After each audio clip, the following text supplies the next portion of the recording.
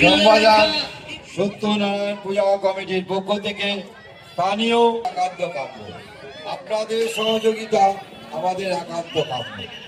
মণ্ডপের সামনে কেউ গাড়ি পার্কিং করবেন না। মণ্ডপের সামনে কেউ গাড়ি পার্কিং করবেন না।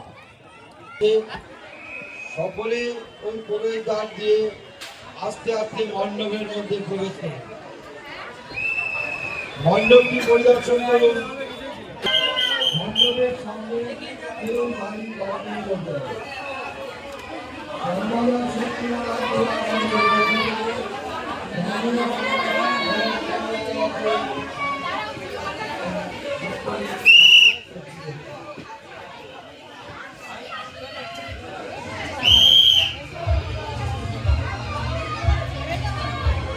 চল চল চল।